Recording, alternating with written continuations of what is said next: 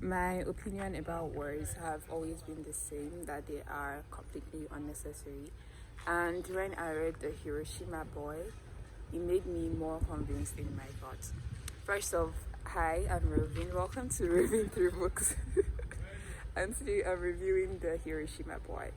And we've all heard about the Hiroshima and Nagasaki atomic bomb attacks, but to a very large extent, we have distanced those people from, because they're not in our country, so they're like, it's real, but not in the entire sense of it.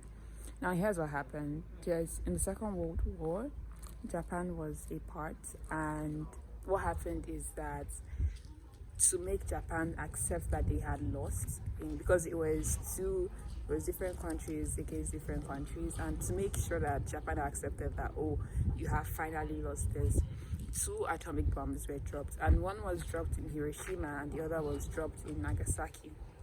The one in Hiroshima is the one that was being discussed in this story.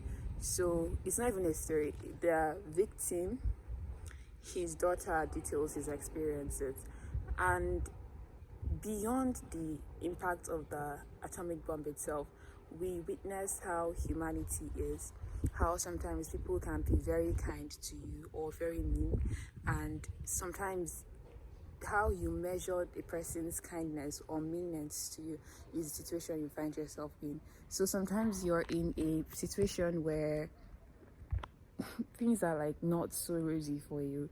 So when people are mean to you, it hurts a lot more than when people are not mean to you. For example, there's a scene where people are in desperate need of help and they just needed to pass somewhere, and someone was like, you cannot pass that particular place, and it was so painful, it was so distraught. Like, even after being a recipient of kindness, having something like that being done to the person was just so painful, such that they could not forget what had been done to them. Another thing this book talked about was, I think I like how governments care about their people. This is not something Nigerians can see. I'm so sorry I always drag my country into this, but you have to understand. I mean, so in this country where there was an atomic bomb in a part of Japan, they had to subject the people that were living in that place to periodic tests. And yeah, so there's a fact about the Hiroshima attack that I did not know at all till I read this book. So there was a tornado immediately after. So people that survived the atomic bomb attack, many of them did not survive the tornado. And it was just so, it was like man-made stuff is fighting you. You're now also fighting a natural disaster. It was just too, it was like complete destruction in the city. And like I said, you realize how much destruction happens when you read this book, because on the surface everybody's like, oh, everything turns to ashes, but we forget that these are real people. These are people that had lives. These are people that have children, visions, and all of that. So what becomes of them? And for the survivors, how did they even survive, right? Because there are people that survived this attack. So what are the things they survived with? What kind of injuries did they survive with?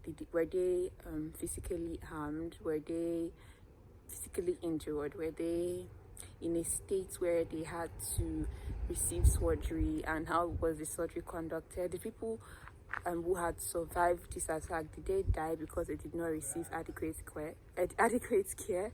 Yes. And that was really sad. Like I said, it just humanizes the victims of the Hiroshima attack. And more than anything, I think that people who are so pro-war, people who think that, oh, the lives of human beings, they're not really worth a lot, when they read books like this, it forces you to accept the reality that wars are abnormal. They should not be accepted. You should try as much as possible as you can to avoid wars and all of that. Yeah.